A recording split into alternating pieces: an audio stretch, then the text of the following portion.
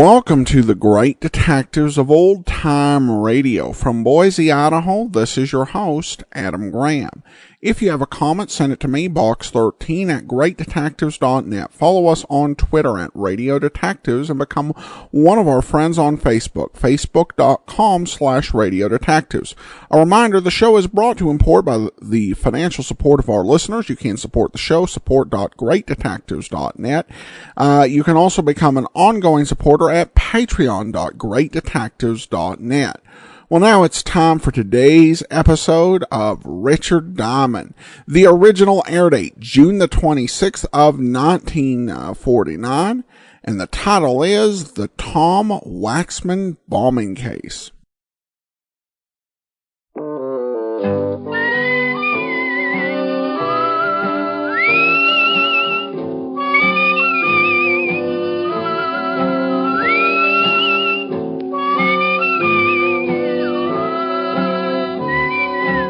Here's Dick Powell as Richard Diamond, private detective.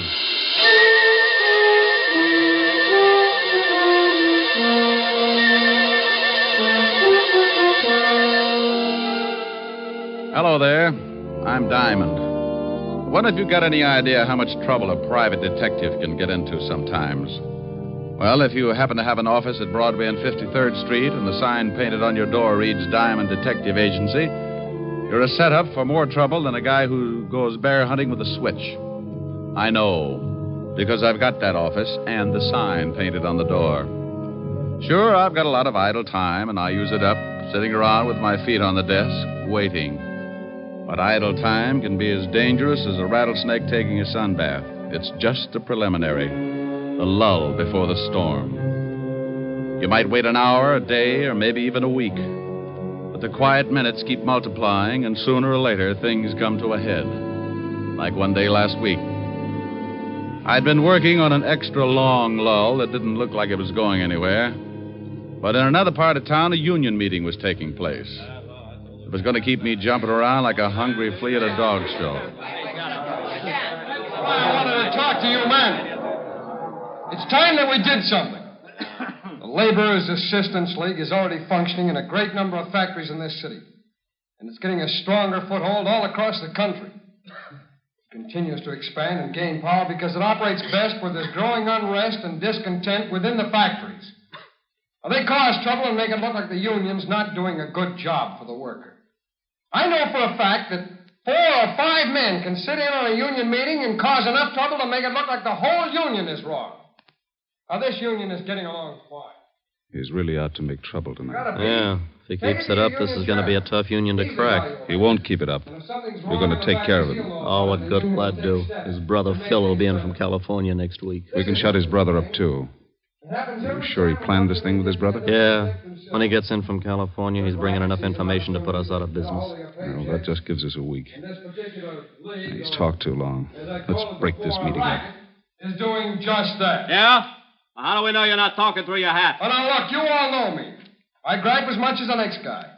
But I know for a fact that this league is not only working like that all over the country, but now it's beginning to move in on our factories and our unions. Yeah, but how do we know it's such a bad thing? They're a bunch of racketeers. And if you don't believe me, you come to this meeting next week, and I'll give you the proof you want. I don't know. Well, I guess you're right. He promised them proof in a week, and that's what his brother gets in. Don't worry about it. When he gets the package, he won't be able to give anybody anything.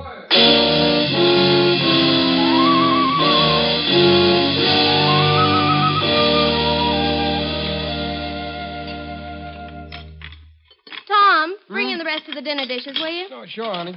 Here, Mama, let me wash them. You talk to Tom for a minute. He's going to another meeting tonight. Oh, meetings.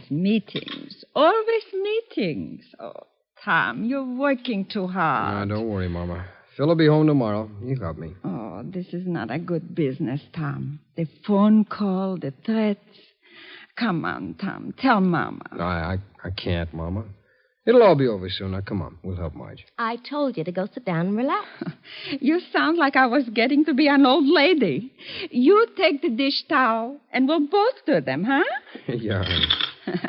Your wife thinks I'm getting too old to wash dishes. Just you wait until she has a daughter-in-law. I think Mama's hinting. Mama, shame on you. You give us the time to get the son first, then there's plenty of time for a daughter-in-law. Well, I had you and Phil by the time I was 18. Marge is 22, and you've been married over a year now. Mama, if you're so set on me raising a family, why don't you talk it over with Marge? Maybe you two can think up something. We'll let you know. Well, you do that, will you? You better hurry up, Tom. You'll be late for the meeting. All right, Mama. Oh, I'll get it. No. You say goodbye to your lovely wife. Why, thank you, Mama. You know, before your father died, I only had time to raise 2 screaming roughnecks. But now I plan to be the grandmother of at least 5 more. How about it, honey? Think we ought to make Mama happy? This is a conspiracy. Who do you think's going to get left with all the work? Maybe just 3 then, huh? Silly. I love big families. Oh, I thought so. Smooching when you ought to be on your way to the meeting. Can a guy even smooch with his own wife? Who was at the door, Mama? The mailman. He left our special delivery package for you, Tom. It's in the living room. For me? Yeah. Must be from Philip. It's from California. Oh, he must be sending some stuff on ahead. Well, why don't you open it, Mama? Maybe it's something for you, too. Oh, the women have dishes to wash. It's addressed to you. If you don't want to open it now, so leave it till tomorrow. Now, go on. Get out of my kitchen. You know go. You're sounding more like a mother-in-law every day. Oh. Okay, I'll open it. You know, maybe it'd make you happier if you knew that Marge and I decided on 5 kids. Children are not kids. Kids are goats. Well, you never know. Tom, John Wagner called you earlier. Wagner? What do you want? He didn't say. Who's the package from? Oh, that's from Phil, all right. I know it's a surprise because he sent it to me at the shop first, and then they sent it on here. Wonder why I didn't get it at the shop. Well, what is it? Just a second, Mama. Wrapped up pretty tight. Boy, it's sure heavy.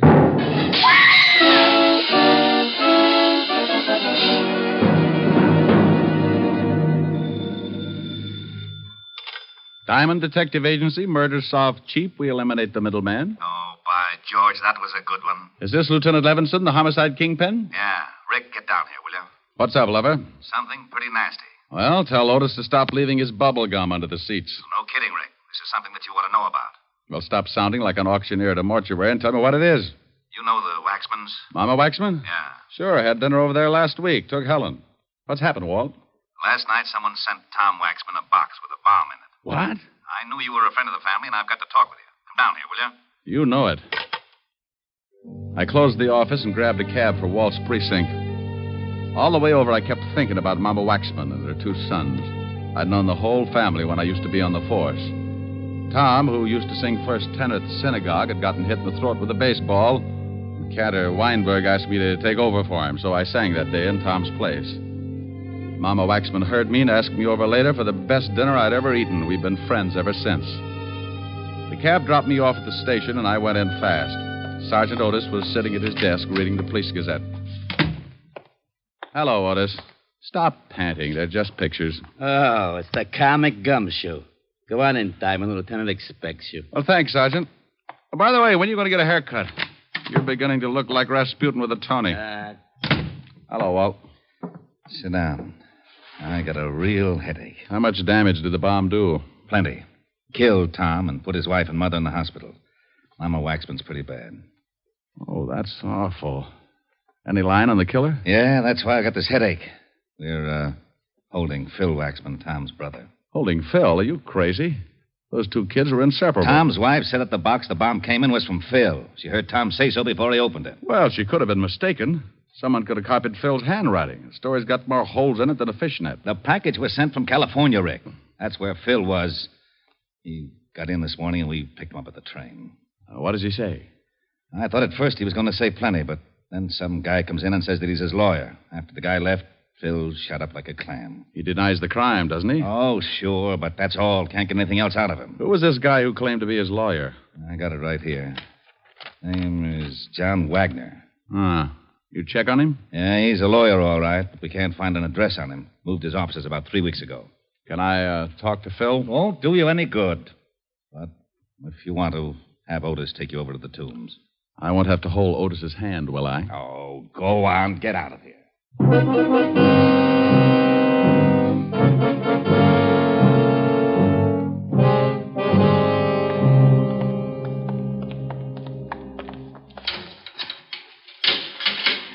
There's somebody to see you, Waxman. All right, Diamond, you got 5 minutes. How are you going to keep track, Otis? On my fingers. Well, that'll only get you up to 13. I'll scream if I need you. How are you, Phil? You're in on a tough rap. Yeah. You want to tell me about it? I've told the police everything I'm going to. Who was the lawyer who came in to see you? Just a lawyer. John Wagner? Just a lawyer. Look, what were you doing in California? Now, Phil, I know you didn't send that bomb. Why don't you open up and get yourself free? I've said all I'm going to say. Now, get out of here, Diamond. Oh, it's like that, huh? Yeah, it's like that. Oh, come on. Go on, get out. Okay. But don't forget your mother. You don't want to let her down. I'm going over to the hospital and see her now. Hey, Otis, let me out of here.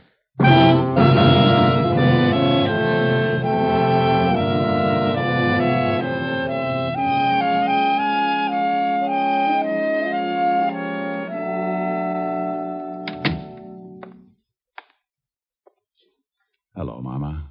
What? Who? Oh, Richard. How's my big policeman? Fine, Mama. Did you know that one of my wonderful sons is dead? Did you know that, Richard? Yes, Mama. Now, you take it easy, or the doctor won't let me stay. They killed my Tom because what he said was the truth. And that's why they are bad. Because they don't let people tell the truth. Who, Mama? My boy Phil knows. He will tell everything about them, and then they will be arrested. Sure, Mama, but who does Phil know about? I just saw him, and he won't tell me. Mama. I feel so sleepy. I'm tired. Mama. You'll have to leave now, Mr. Diamond. Is she asleep, nurse? Yes, we gave her an injection before you got here. Oh. Well, then may I see Mrs. Tom Waxman? For a minute, yes. She's in this next room. She isn't as serious as Mrs. Waxman, but she has to rest. I'll give you a minute with her.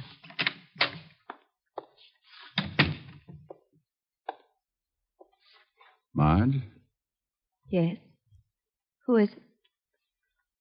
Rick. Oh. Oh, now, come on. You got to help me out. I'm the guy that's supposed to make people laugh. I'm the cornball with the bad line of chatter, remember? I can't help it. Sorry, they gave me something to make me sleep, and things don't make too much sense. Look, dear, I want to help Mama, and I want to help you, too. But the nurse will only let me stay a minute. The police are holding Phil. I just came from seeing him. Did he tell you anything? Nothing.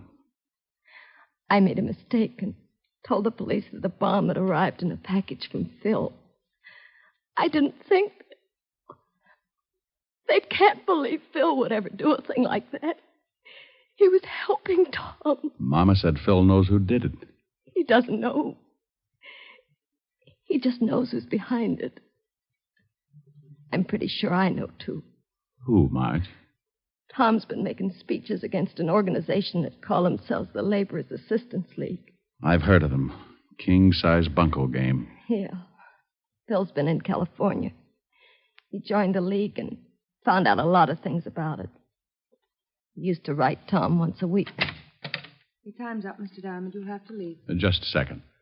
Marge, did Tom tell anybody what his brother was doing? I don't know. There was a man named John Wagner that called Tom all the time. John Wagner? He's a lawyer. Please, Mr. Diamond. Did he tell any of the men who work in the shop with him? Yes, I think so. Mr. Diamond, I'll have to call the doctor. Please, nurse. This may mean another man's life.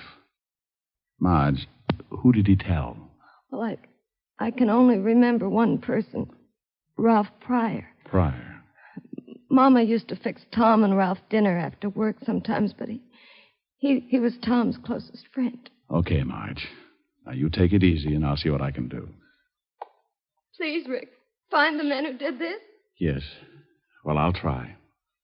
All right, nurse. Shouldn't have let you stay this long. What would I have to do to get you to take care of me? Have an accident.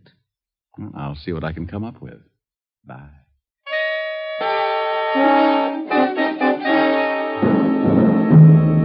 left the hospital and walked out on the street. One of those sidewalk photographers snapped my picture and handed me a card in case I wanted to send him 2 bits for the print. I threw the card away and headed for the factory where Tom had been working. The superintendent took me down and introduced me to the new foreman of the shop. Yeah, pretty rough about Tom. That's an understatement. Tell me, when did you take over Tom's job as foreman? This morning. How long have you worked for this shop? About 3 years.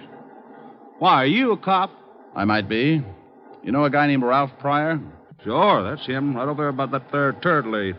Want me to call him over? No, I think I can make it under my own power. Hey, you Ralph Pryor? Yeah. You knew Tom Waxman pretty well, didn't you? Yeah. Well, don't cry on the machinery. It'll rust. Who are you? What do you want? Name's Diamond. Let's say I'm a friend of the family. Well, good for you. What are you snooping for? I've got an erector set. I just love machinery. Well, don't get too close to this machine or it'll take your arm off. As long as it's not the one I count my money with. How long have you worked here? None of your business. Where were you during the war? Same answer. Well, thanks, Mr. Pryor. You've been grand. Hey, Foreman. Yeah. Did you talk to Pryor? Yeah, he's the quiet type. Say, how does the mail come in here? From the mail room. Ask a silly question. No, I mean, who brings it in? No special one. Foreman usually sends someone after it. Do you remember a package coming here for Tom yesterday or the day before? No, if there'd been one, Tom would have seen it. He was the foreman then. Where can I find the mailroom? Up the hall to head of the stairs. Thanks. Sure is too bad about Tom. You said that. Say, didn't I know you all back in Little Rock, Arkansas? No. I'm from Malvern. I just thought I'd ask.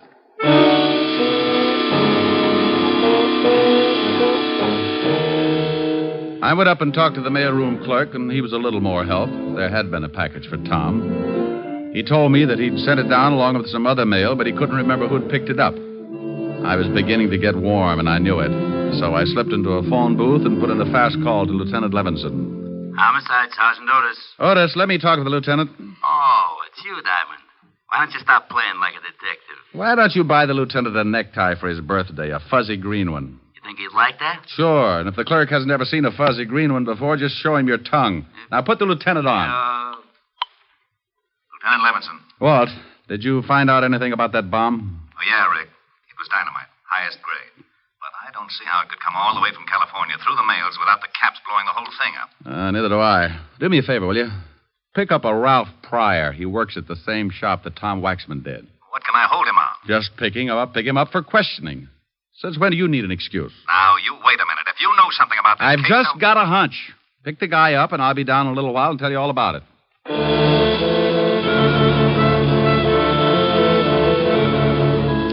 I hung up on Walt just as he was getting around to the words you could censor and headed back to the factory. I waited around outside for about 10 minutes, and then, sure enough, a prowl car pulled up, and 2 boys in blue got out and went in. In a couple of minutes, they came back outside, only this time they had company. Ralph Pryor. I waited until they'd pulled away, and then I hailed a cab and headed for the 5th Precinct myself. Oh, where have you been? Snooping, Walt. I just saw your boys pick up Pryor at the factory. Thanks. Now, would you kindly tell me what you wanted him picked up for? Oh, it's a long shot, Walt. I found out he knew what Tom's brother was doing in California. What was he doing? Getting some information on a racket that's been trying to muscle in on Tom's local union. In California? Yeah, they're operating all over the country. You've heard of them. Labor's Assistance League. Oh, those leeches. Well, I still don't see what this has got to do with Pryor. Walt, I think that bomb was sent from the factory here in New York. I found out a little while ago that in order to get hold of that package, the killer would have to be working in Tom's shop. You think Pryor did it? I'll tell you better when I see if anyone comes down to get him out. Well? Well, what? Well, what are we going to do? Sit here and look at each other? Well, that's a pretty ghastly thought. How about a fast game of canasta? Oh, you know it's a lousy two-handed game. Well, I'm just trying to help. We could play jacks, but twosies throw me. Yeah, what is it, Otis? The lawyer, John Wagner's out here. He says he wants to see the guy we just picked up. Fast word? Ralph Pryor? Yeah. He says he represents some kind of laborers' assistance league or something. Said that Pryor's a member. All right. Let him see him. Okay, Lieutenant. John Wagner, that lawyer who came in to see Phil Waxman this morning, is back again, Rick. It's time to see Pryor. Yeah? Well, what are you looking so smug about? Looks like the hunch is going to pay off. You mean this lawyer is tied in with the killing? Well, I'm not sure, but I think so. Tom Waxman was making speeches against the Assistance League. Now a lawyer from the League shows up to help the only guy who knew what Tom was up to and worked in the same shop with him. Now, I suppose you want me to hold the lawyer. No, Walt. Why? How do I know? That's what I asked you. What? Am I supposed to know everything?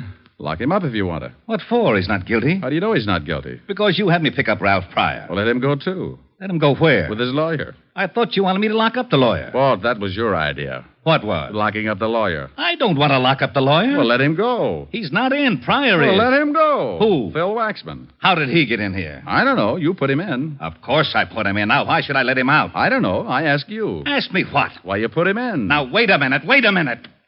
Otis. Yeah, Lieutenant? Empty the jails and throw this idiot out of my office. Thanks, Walt. Bye. I went out in the squad room and spotted the lawyer just as Otis started back into Walt's office with a glass of bicarbonate. He was a little guy, dressed neatly in a Homburg, blue suit, and spats. I made sure that he was my man, and I went out in front of the precinct to wait. I hung around for about half an hour until he finally came out, and then I started the tale. He grabbed a cab, and so did I. We went across town, and I watched him as he got out and went into a big building on 38th Street. I went in after him. We rode the same elevator to the 8th floor. We both got out. I made like I was looking for a room number, and he went in the door with a sign on it reading Continental Shipping, offices in New York, California, and London. I got close to the door and could hear a phone being dialed. I'd have given my eye teeth, complete with the fillings, to have heard what the conversation was about. Yes, I just went down to see him. He'll be released in an hour. I've got him passage on the tramp steamer. When they release him, he'll meet me at a place I picked, and I'll give him the ticket. I'll tell him the police are up to something, and he'll have to get out of the country. Now, don't worry about that. He'll never get there. The captain of the ship is being paid to see that he doesn't. All right. Yes, everything is going as well as can be expected. Oh, one more thing. A friend of Waxman's, a private detective, is following me. One of our men took his picture coming out of the hospital after seeing Waxman's mother. Yes, well, don't worry about it. I can take care of him when the time comes. All right, goodbye. I waited until he came out of the building and the hunt was on again. I grabbed another cab, and it took my last $3 chasing him to a little waterfront dive on Canal Street. I followed him in and watched him sit down in a booth at the back of the room. I made like an unhealthy patron and took a table near the door where I could watch.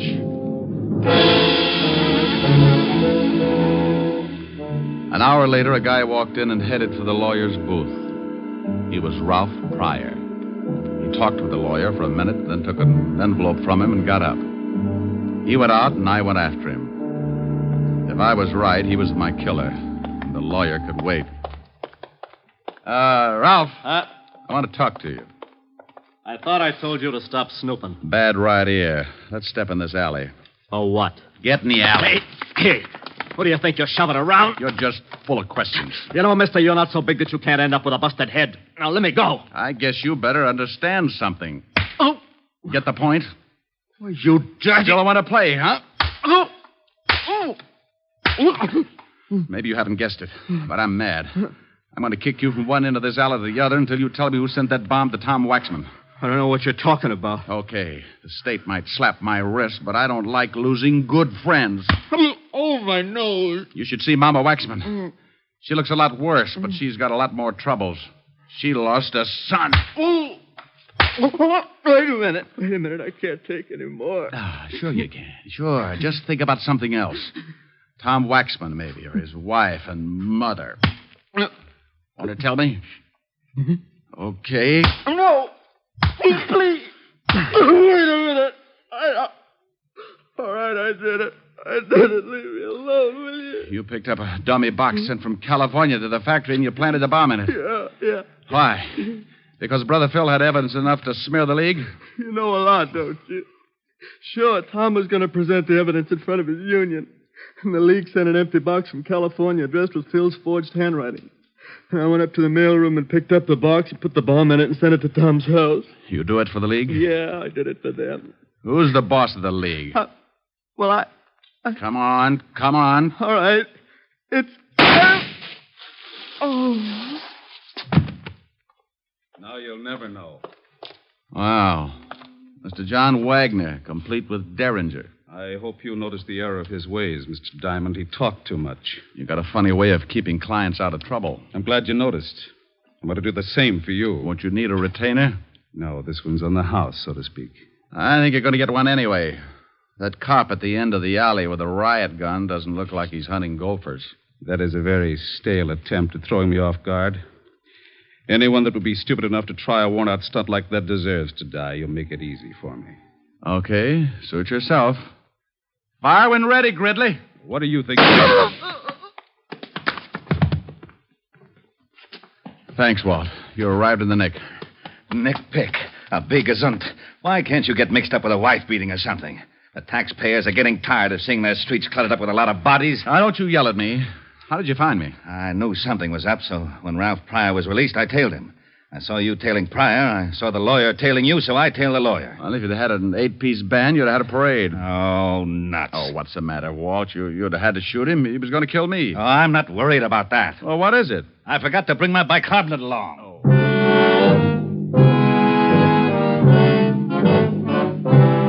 Well, the wagon came and crated Pryor and the lawyer off to the morgue. When we got back to the station, Walt put in a call to the feds and told them to check the Labor's Assistance League in California and pick up the guys who sent the package through the mails.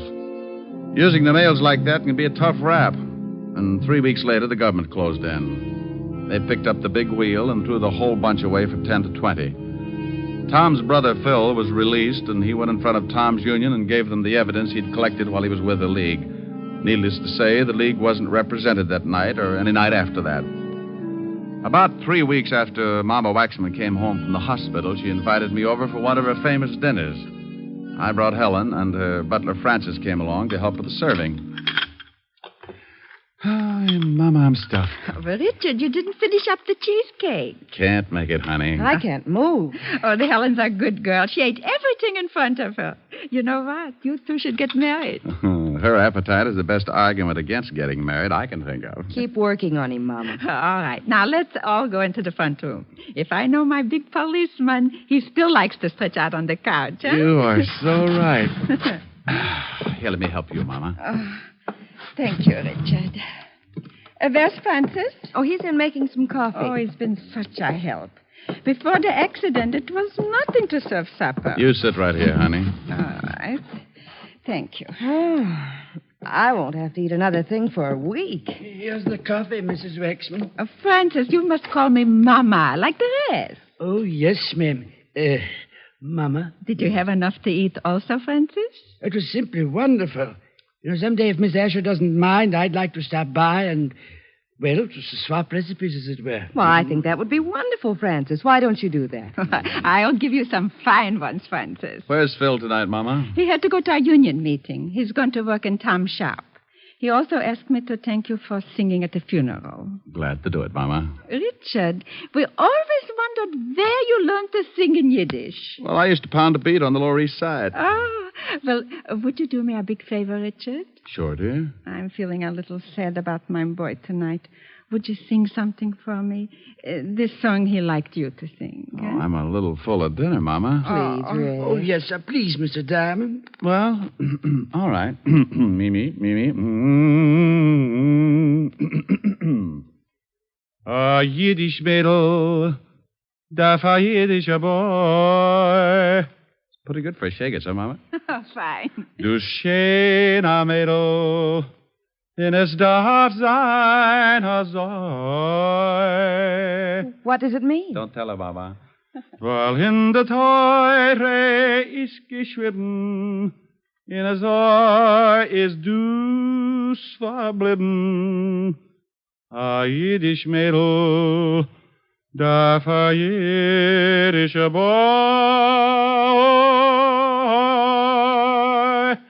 Hi, Hosenkalle, Mazel tov. Oh, that was wonderful, Richard. You know you would make a fine cantor. Well, thank you, Mama. How did you like it, Francis? Ha!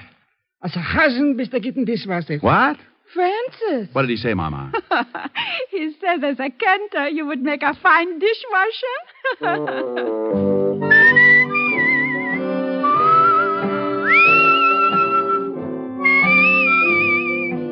Your have just heard Richard Diamond, Private Detective, starring Dick Powell. Hey, Eddie, you mind if I butt in for a minute? Not at all, Dick. Thanks. I just wanted to tell the people that next week our show is going to be on at a different time and a different day. The day will be Saturdays instead of Sundays. And would you please look in your newspapers for the time? Thanks, Dick. Yes, ladies and gentlemen, Richard Diamond will come to you next Saturday at a new time. Be sure to check your newspaper for the hour. This program has come to you from Hollywood. This is NBC, the national broadcasting company.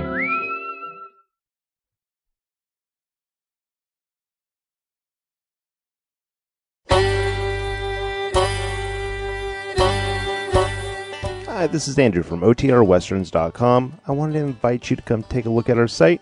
We stream live OTR Westerns 24 hours a day, 7 days a week, along with putting out podcasts of old-time radio westerns. Check us out at OTRWesterns.com. You're listening to The Great Detectives of Old Time Radio with Adam Graham. Now let's get back into the show.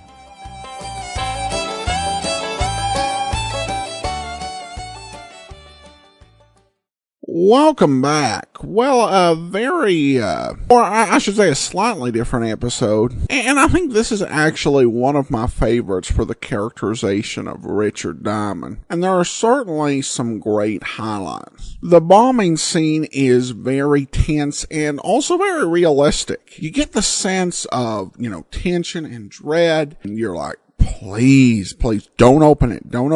But then it happens and you just feel the impact of it. And you also get a bit of an insight into Richard Diamond's character. Because sometimes it can seem like when he uses humor when it seems to really not feel like an appropriate response. But you get the idea from this episode that it's something he does and how he relates to people. And so it comes out whether it's a good idea for it to or not. And I also, I love the scene between Walt and Diamond on releasing the suspect. And then just the beautiful ending with the Dick Powell singing in Yiddish. So this one is definitely a favorite for me in the Richard Diamond series. Just some great moments, a lot of humor, and probably some of the better drama in the series. Well, now we do turn to some comments on episode 1931, the Bertram Kalmus case. David says, was it just me, or did the bad guy's plot seem overly convoluted here? So he counted on the boss grabbing the gun filled with blanks to shoot the boyfriend while he shot him for real with a silencer from the kitchen. Wouldn't it have been easier to load the gun the boss grabbed with real bullets? Fun episode anyway. It's a fair point, David, but overcomplicated. That just tends to be the way a lot of villains tend to roll. And it's not just in radio, but in a lot of fiction. I think a lot of that is you'll find in the web video series How It Should Have Ended, with both heroes and villains opting for a lot of convoluted and unnecessary plots, and it kind of plays on that. So I'd agree the plot is overly complicated, but then again, most villains' plots are. But thanks so much for the comment. That'll do it for today. Join us back here tomorrow for Boston Blackie. And then next Wednesday, another episode of Richard Diamond. Meanwhile, send your comments to box13 at greatdetectives.net. Follow us on Twitter at